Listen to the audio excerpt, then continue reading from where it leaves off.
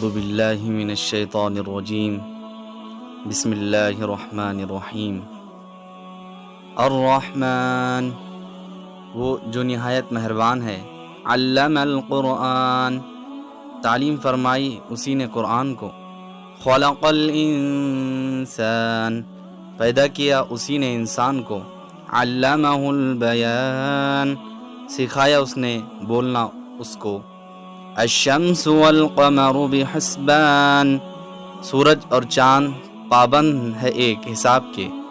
والنجم والشجر یسجدان اور جھاڑیاں اور درخت اس کو سجدہ کر رہے ہیں، والسماء رفعها ووضع المیزان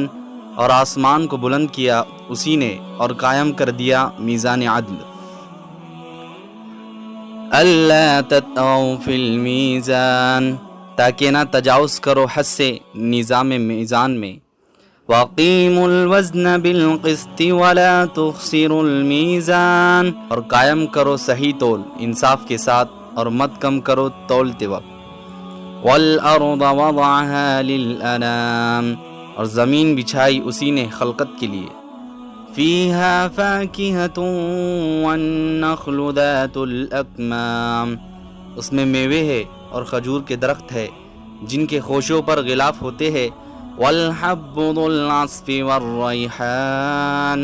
اور اناج بھوسے والا اور خوشبودار پھول، فبأي آلاء ربكما تكذبان تو کون سی نعمتوں کو اپنے رب کی تم جھٹلاؤ گے، خلق الانسان من صلصال كالفخار پیدا کیا اس نے انسان کو ٹھیکرے کی طرح کنگ کھناتی مٹی سے، وَخَلَقَ الْجَانَّ مِن مَارِجٍ مِّن نَار اور پیدا کیا اس نے جنات کو شعلے سے آگ کے،